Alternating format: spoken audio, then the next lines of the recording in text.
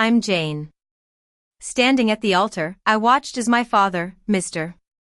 Harris, stopped mid-aisle. His voice boomed, "I cannot give her away in good conscience." The room seemed to hold its breath, and I felt a cold knot form in my stomach. It all started when my fiancé, Alex, proposed. We were in our cozy apartment, and he was making dinner. Without any grand gestures, he simply turned from the counter, a spatula in hand, and said, "Jane, I want to marry you. You pick the ring, and I'll always let you have your say." I said yes right away. My mother, Mrs. Harris, was overjoyed and shed tears of happiness. But my father, a successful businessman in our small town, paused. He was a man who always calculated his moves. After a long moment, he said, "We should meet him properly." This was strange because he had already met Alex a few times. 2 weeks later, my father hosted a welcome dinner at our family home. He cooked his signature steak with a special sauce, a dish he made when he wanted to impress. The dining room was lit by a chandelier that gave off a warm, golden glow. My father sat at the head of the table and grilled Alex for 2 hours. He asked about Alex's job, his family, his financial situation, and his long-term plans. Alex answered every question calmly and thoroughly, like a man filling out an important form. But my father never once asked if Alex made me happy. After the dinner, my father offered to pay for the entire wedding, a sum of $50,000. I declined, saying Alex and I would cover the costs. But my father insisted, saying, "Let me do this for you, Jane. It's my gift." We compromised, and he paid for the venue, a beautiful old church that could seat 200 people. As the wedding planning progressed, I noticed something strange. My father started contacting my bridesmaids directly. He called Lily first, my best friend from college who had driven 5 hours to help me move into my first apartment after grad school. Then he called Lucy and Mia. All three were in financial trouble. Lily had $50,000 in student loans and a low-paying job. Lucy had been laid off 6 months ago and was struggling to make ends meet. Mia was going through a divorce that was draining her savings.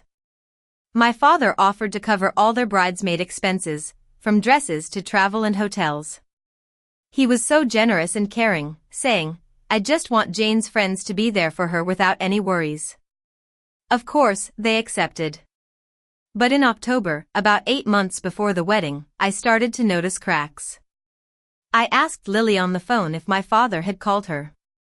She let out a short, high-pitched laugh that didn't fit the conversation and said, "He just wanted to make sure the dresses match."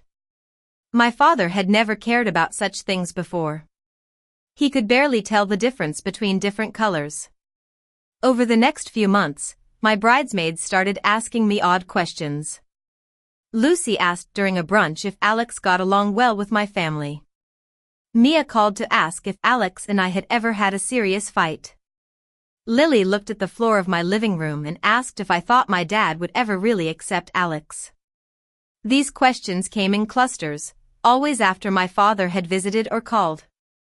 One night over dinner, Alex mentioned that Lily had sent him an email asking if he was financially stable enough for a family. It was a strange question since she had only met him twice. I sat in my home office that night, thinking about all these events. I was a therapist, and I recognized the patterns of coercive control in family systems.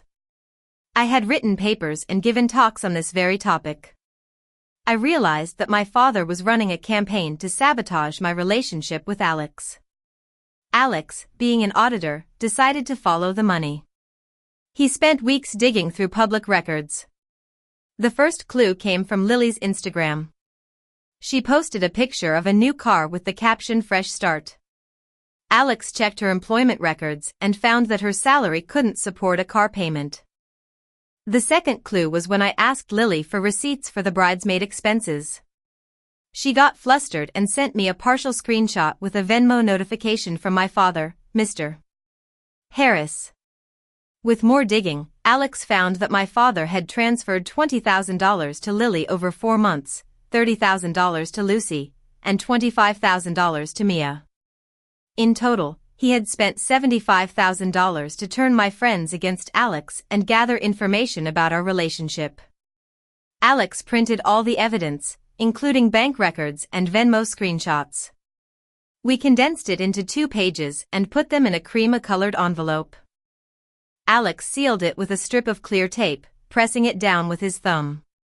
The plan was to give the envelope to Reverend Thompson, my father's longtime friend on the church board. If my father caused trouble at the wedding, Reverend Thompson would read the evidence, and my father couldn't claim it was biased. The next 5 months were a long performance. My father continued to be generous, paying for flowers and insisting on the photographer he preferred. At the rehearsal dinner, he charmed Alex's family. But I could see the unease in Lily's eyes. She dropped her bouquet twice during the rehearsal. That night, at 11 o'clock, Lily knocked on my hotel room door. She was holding a glass of red wine with pale knuckles. She sat on the edge of the bed and said, "I need to tell you something about your dad." My heart raced, but I kept my voice calm. She started to say something but then stopped, saying it was just pre-wedding nerves. I already knew what she was going to say because I had the evidence in the envelope hanging in Alex's suit jacket. The next morning, on my wedding day, I stood in the bridal suite. My mother, in a pale pink dress, came in and fixed my veil. My father entered in an immaculate black suit. He offered his arm, and I took it. His sleeve scratched against my skin, a rough reminder of the man beneath the smooth exterior. In the groom's room, Alex checked the inside pocket of his jacket 3 times. We walked down the aisle, my father performing for the guests. But at the midpoint, he stopped. He said he couldn't give me away because Alex wasn't the right man for me. Alex, calm as ever, slowly reached into his jacket pocket and pulled out the crema-colored envelope. He walked towards Reverend Thompson and said, "Before Mr. Harris continues, I think you should read this." Reverend Thompson hesitated, then took the envelope. As he read the pages, his face changed. He looked at my father and said, "Sir, you need to step out now." My father tried to recover, saying it was all a misunderstanding. But the evidence was clear. Aunt Sarah, sitting in the 4th pew, asked, "Gerald, did you really pay $75,000? My mother, who had always deferred to my father, stood up and said firmly, "Gerald, sit down." She then walked to my side and took my arm, saying, "I'll walk you the rest of the way." My father was left standing alone in the aisle. Uncle Tom stood up and said, "Gerald, let's step outside." But my father refused. He looked at the congregation, but no one was on his side. He walked out of the church, and the heavy doors closed behind him with a thud. The room exhaled, and Reverend Thompson asked, "Shall we continue?" We got married in 12 minutes. The flowers were a bit crooked, and the program had some mistakes, but it was perfect. At the reception, the drama continued. My father started calling and texting, trying to spread lies about Alex. He said Alex had a restraining order from his ex-girlfriend. Alex called his ex-girlfriend, Lisa, who confirmed that there was no such order. He forwarded the evidence to the family group chat, and many family members apologized. Lily and Lucy apologized to me, saying they should have told me earlier. Mia, however, remained silent and moved to another state. My mother called me a few days later and told me that she had suspected my father's interference in my past relationships. She said she was moving to Aunt Sarah's to think things through.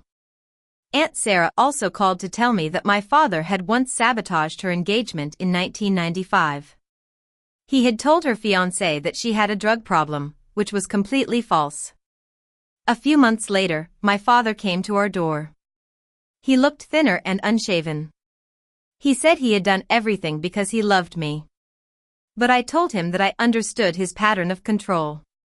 I said, "I love you, but I can't let you near my life anymore."